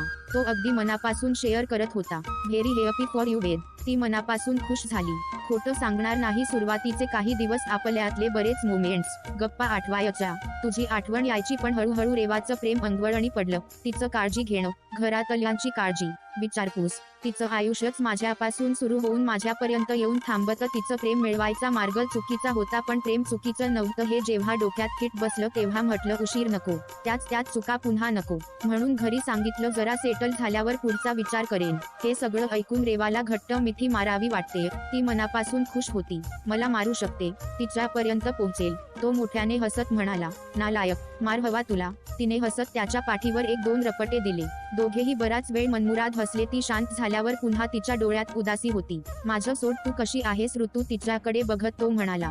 सांगितलं ना दुपारी. वेद, मजेत आहे. अजून काय? ऋतू, मजेत असतानाचे आणि नाराज असतानाचे तुझे हे डोळे मला माहित नाही का? तिच्या डोळ्यात बघत तो म्हणाला. वेद, का त्रास देतेय? ऋतू स्वतःला आणि त्याला सुद्धा तिने चमकून त्याच्याकडे पाहिलं. एक मिनिट, तुला अभय किंवा रिमाताईने पाठवलं? हो ना. तिचा मूड क्षणांत बदलला. तिने चिडून विचारलं. ऋतुजा, ते महत्वाचं नाहीये का? तू सिच्युएशन कॉम्प्लेक्स करतेय. मला आता कळतंय. कबीरला इथे पाठवणं, तुझं इथे येणं, हे सगळं कळतंय. नक्की काहीतरी ठरवून वागताय तुम्ही लोक. तुझ्याप्रमाणे सगळेच माझ्याभोवती काही कथा तर लिहित नाहीये ना? तिच्या डोळ्यात पाणी दाटलं. ऋतू, ऐक ना, तू समजतेय तसं नाहीये. तू फक्त खुश राहावी एवढीच सगळ्यांची इच्छा आहे आणि तुझा आनंद, तुझी खुशी तू नाकारतेय ते बघवत नाहीये. तो तिचा हात हातात घेऊन मायेने थोपटत म्हणाला. वेद, मी मुद्दाम नाही करतेय का? त्याच्यासाठी जीव तुटतोय. आपली रिलेशनशिप सुद्धा टिकवता आली नाही मला. हे सगळं जाणून सवरून त्याला कसं गुंतवू? तिने भरून आलेले डोळे पुसले. ये वेडाबाई, आपली रिलेशनशिप तुटायचं कारण न तू आहे ना मी.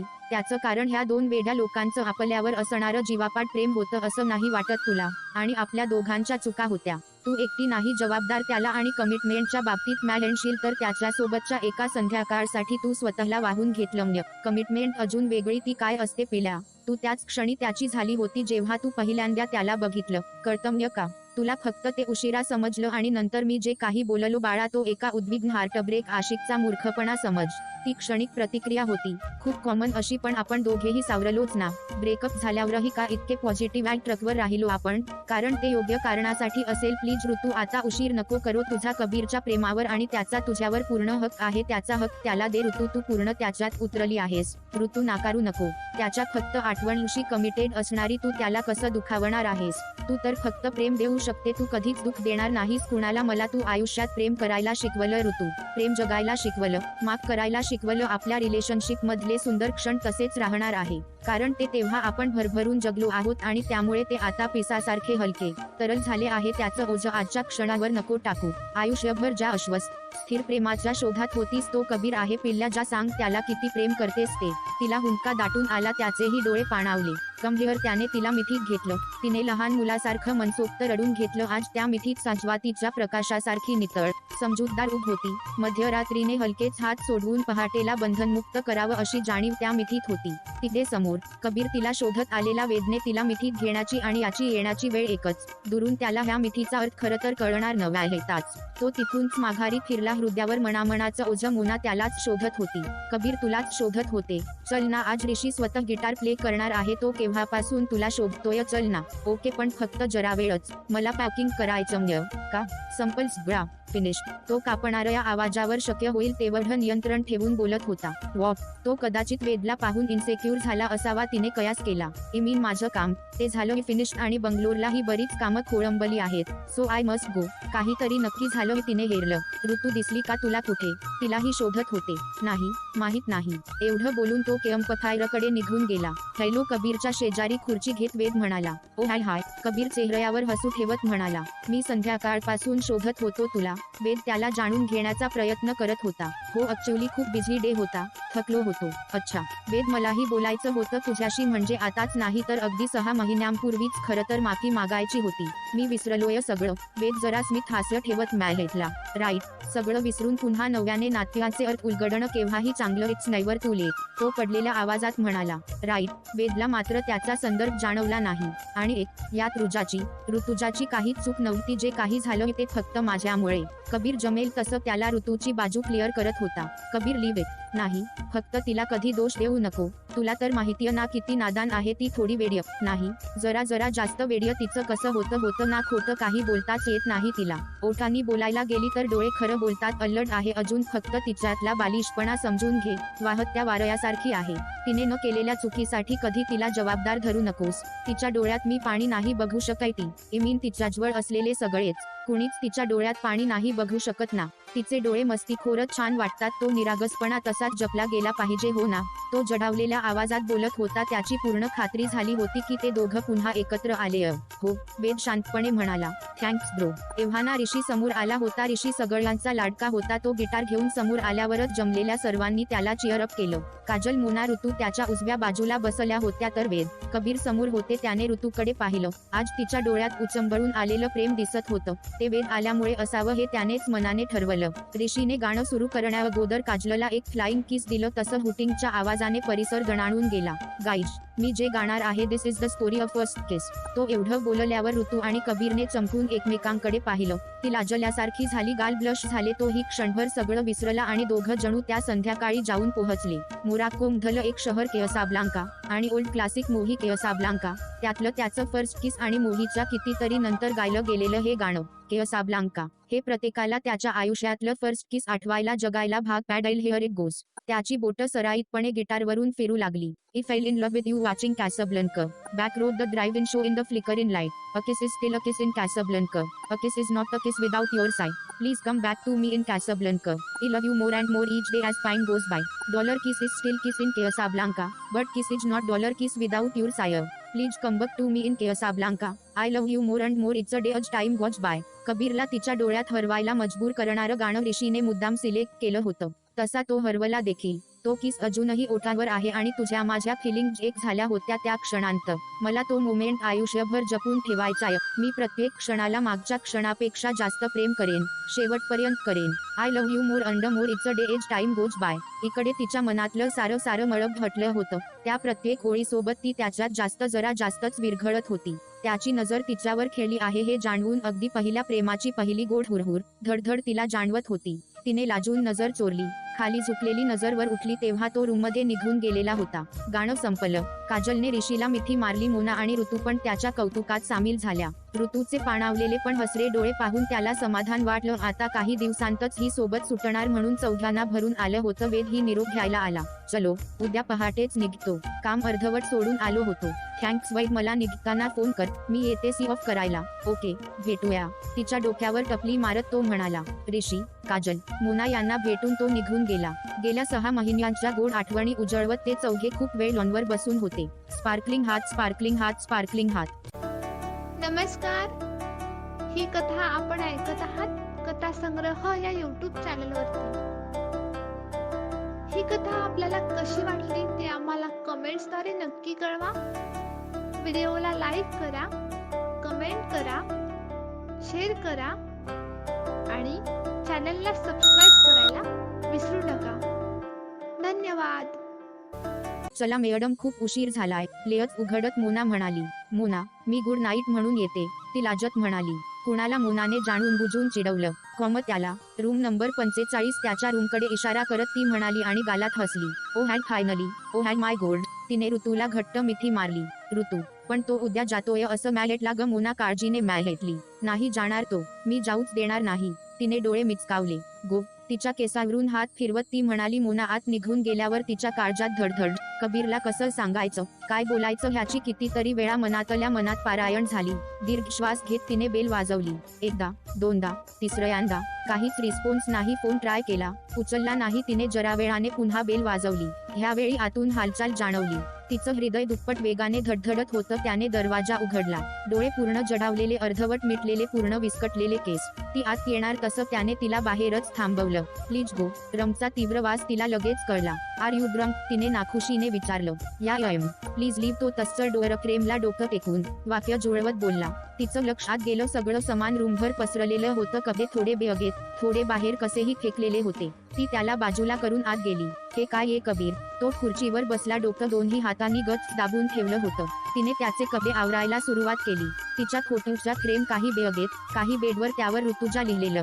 ती बघतच राहिली. हे कधीपासून आहेत ह्याच्याकडे? तिला आश्चर्य वाटलं.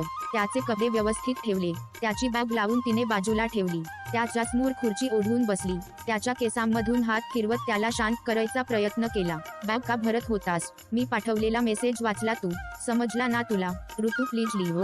दिस इज नॉट राईट. तो उठला. त्या अवस्थेतही तिच्या हाताला धरून त्याने जड पावलांनी तिला दरवाजाकडे नेलं. What's not right Kabir? What happen? Tell me. I am not going. ती दरवाजाजवळ थांबली. ती ऐकत नाहीये पाहून तिच्या बोटांमध्ये बोटं गुंफत तिला त्याने दरवाजाला धडकवल. तिच्या डोळ्यात बघत तिच्या चेहऱ्यावरून हलकेच हात फिरवला.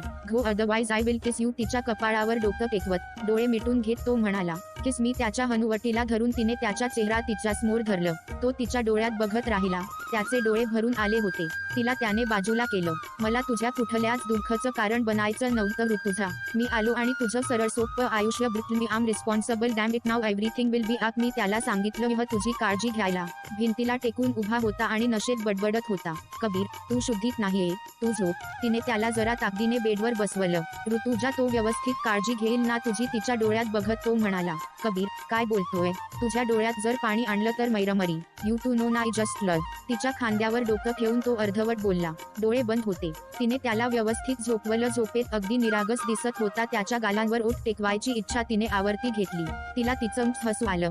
सकाळी भेटल्यावर वेदविषयी झालेला गैरसमज कसा दूर करायचा याचा विचार करतच ती बाहेर आली. वेदच्या येण्याने काळजावरचं ओझं हलकं झालं होतं. तिला पहाटेच जाग आली. ती जरा वेळ बाहेर गॅलरीत आली. अजूनही अंधार होता. वेगवेगळ्या पक्ष्यांचे आवाज आसमंतात भरून राहिले होते. चांदणं जरा वेळाने कूस बदलवून झोपी जाईल आणि उजेड पडेल. जंगलाचा गोडसर आणि जलाशयाचा पाणकळा असलेला संमिश्र वास पहाटेला सुगंधी बनवत होता. हे तर रोजच असतं, पण आज प्रेमाची जाणीव आणि ती स्वीकारण्याची हिंमत ह्या दोन्हीही गोष्टीमुळे सगळं विशेष वाटत होतं. कबीरला आताच भेटायचं ह्या एकच जाणीवेने ती मोहरली होती. कबीरला भेटायचं हा विचार येताच तिने घाईघाईने आवरायला घेतलं. जरा वेळाने तयार होताना आरशात बघून स्वतःच लाजण्याचे उद्योग चालू होते. ओले ते दाट आणि खाली सोप कर्ल केलेले केस, प्रेमाच्या रंगात उजळून निघालेला सतेज गव्हाळ रंग आणि गर्द कॉफी रंगाचे डोळे. त्या डोळ्यात काजळ रेखताना होणारी हाताची थरथर. One shoulder baby pink top आणि त्यावर बारीक फुलांची सुंदर प्रिंट असलेला फ्लेअर लॉंग व्हाईट स्कर्ट, हलकीशी लिपस्टिक आणि कबीरच्या प्रेमात गुलाबी झालेले गाल. तिचा फोन वाजला तसं ती भानावर आली. पलीकडे वेद होता. "निघतोय, बाहेर येतेस का?" "आले." मोनाला बळजबरीने उठवून ती फोन घेऊन बाहेर पडली. कबीरच्या रूमकडे एकवार बघून तिला आज वेगळंच समाधान वाटलं. ती पार्किंगमध्ये आली. अगदी हलकसा उजेड पसरला होता. तेवढ्यात वेदही मागून आला. त्याने गाडीत बॅग ठेवली.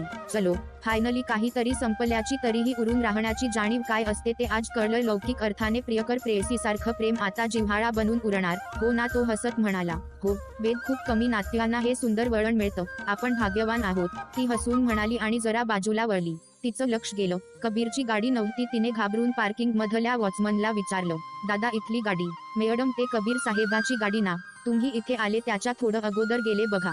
तिच्या हातापायातला त्राणच गेला. तिने घाईघाईने त्याला फोन लावला. त्याने उचलला नाही. तिचे डोळे भरून आले.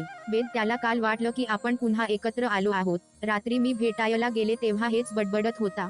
फोन पण उचलत नाहीये स्टुपिड." तिच्या डोळ्यातलं पाणी थांबत नव्हतं. "ये, प्लीज रडू नको. चल गाडीत बस. जास्त दूर गेला नसेल तो. इकडे काही वर्दळही नाहीये रस्त्यांवर. तुला फुल स्पीडने पोहोचवतो. बस लवकर, कम ऑन." त्याने गाडी वळवली आणि तो निघाला. पूर्ण रस्त्यावर धुक्याची चादर होती. गाडी वेगाने पळवता येत नव्हती तरीही अदमास घेत तो पूर्ण प्रयत्न करत होता. ती सारखी फोन लावत होती. तो उचलत नव्हता. तिचा धीर सुटत चाललेला. इकडे त्याचीही परिस्थिती दोलायमान. डोळे डबडबलेले समोरचं, बाहेरचं धुक्यात भिजलेलं वातावरण, उथळदरीच्या काठाकाठाने जाणारा रस्ता. मनात एकच शेवट हाच होणार होता. मग दुराव्याचं जहेर इतकं का भिंतम्य? इकडे तिच्या आसवांना खंड नाही. "तू त्याला कालच का क्लिअर केलं नाही ऋतू?" "मी त्याला त्याच्याच बंदिशच्या भाषेत समजावलं होतं वेद. त्याने तो मेसेज बघितलाच नाही." ती हुंदके देत म्हणाली.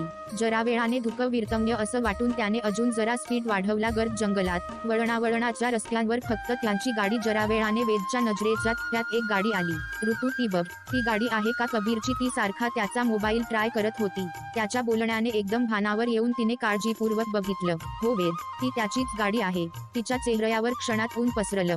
त्याने जरा स्पीड वाढवला. त्यात गाडी आली तेव्हा त्याने हॉर्न दिला. नंतरही बराच वेळ तो हॉर्न देत राहिला. वेदने एक रुंद वळण बघून त्याच्या गाडीला ओव्हरटेक करून त्याची गाडी अडवली. कबीरची गाडी थांबली. वेद सुस्कारा देत सीटला मागे टेकून बसला.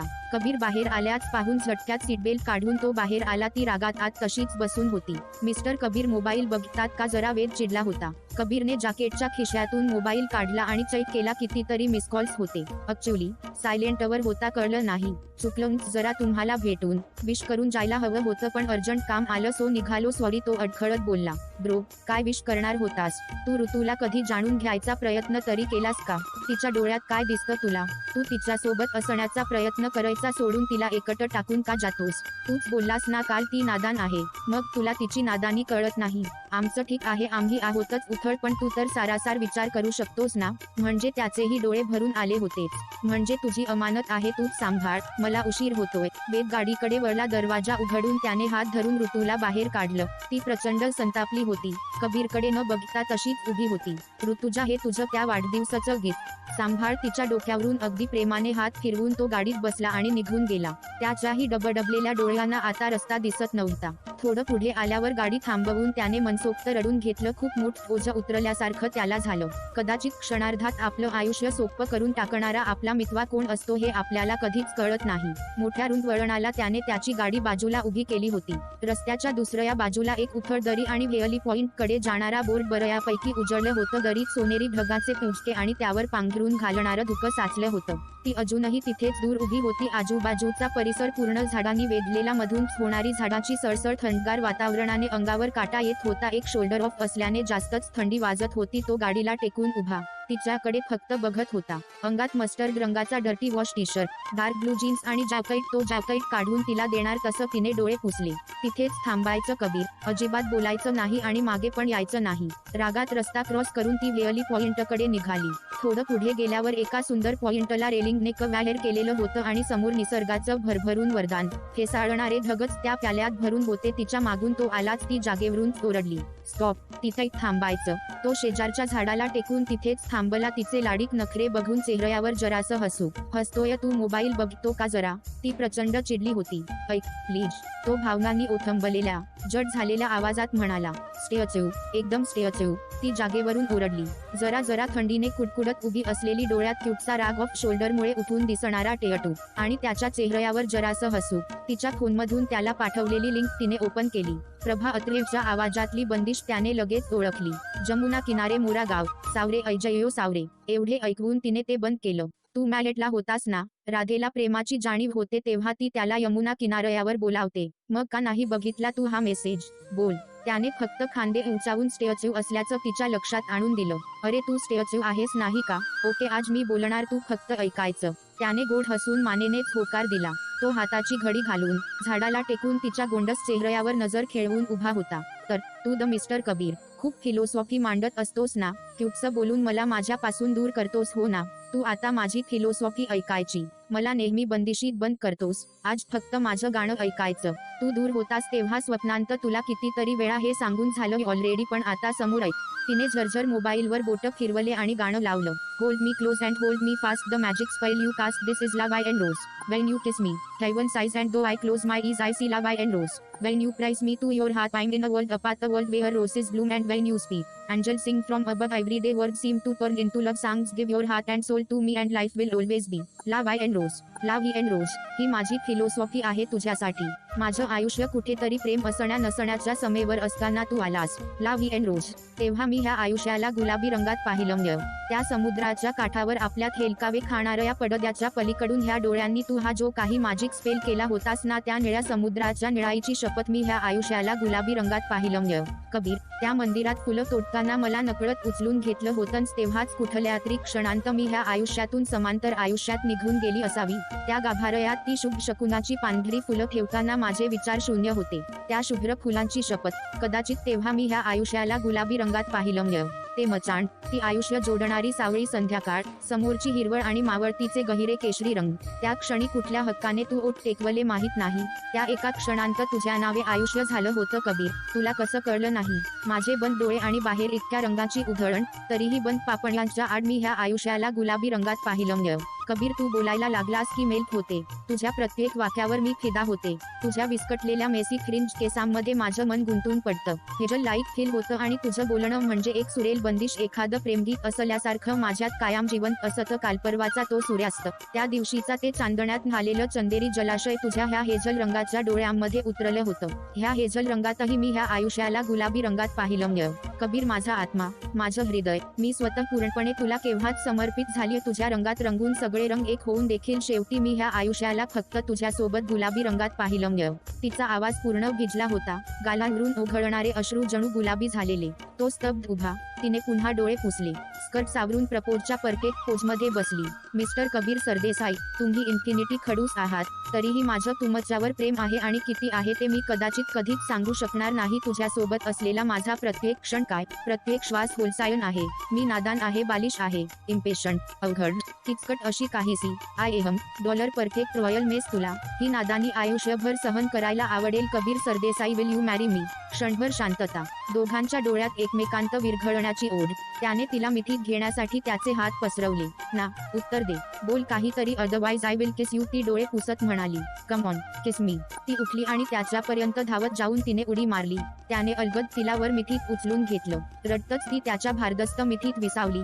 तिच्या गुलाबी ओठांना हक्काने आपलंसं करून तिच्या प्रश्नाला त्याने ओठांनीच उत्तर दिलं होतं. त्याच्या ओठांवरचा हा गोड होकार कितीतरी वेळ ती टिपत राहिली. त्यात कितीतरी विरहाचे क्षण वितळत होते, आठवणी उतरत होत्या, बंदिश सुरात बांधल्या जात होत्या. तिच्या गुलाबी ओठांवर त्याचेही विरहाचे जळालेले क्षण गोड झाले होते. भानावर आली तेव्हा त्याच्या डोळ्यात पाहून तिला क्षणभर त्याच्या इतक्या जवळ असण्यावर विश्वासच बसला नाही. लाजून त्याच्या खुशीत स्वतःला लपवायचा प्रयत्न करत होती.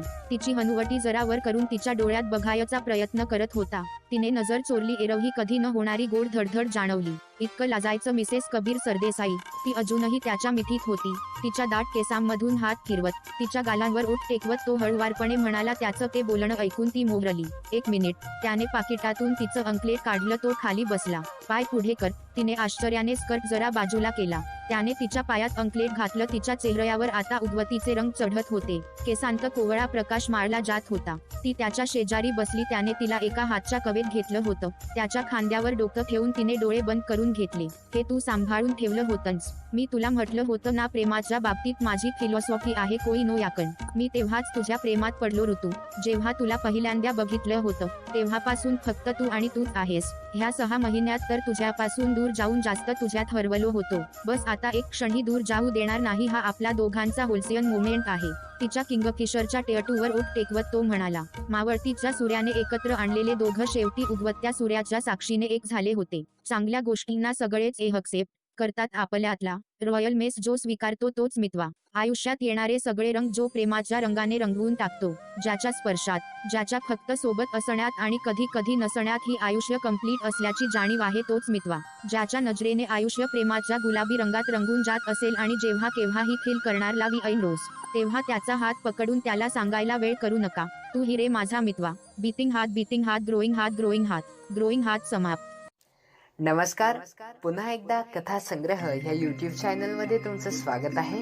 तुम्ही हा व्हिडिओ पूर्ण पाहिला त्याबद्दल तुमचे धन्यवाद. तुम्हाला हा व्हिडिओ कसा वाटला हे प्रतिक्रिया तुम्हाला कमेंटद्वारे नक्कीच करायची आहेत. व त्याचसोबत नवनवीन कथा ऐकण्यासाठी तुम्हाला कथा संग्रह या चॅनलला सबस्क्राईब करायचं आहे, व्हिडिओला लाईक करायचं आहे व त्याचसोबत बेल आयकॉनला ऑन करायचं आहे. तर चला भेटूया पुढच्या व्हिडिओत. धन्यवाद.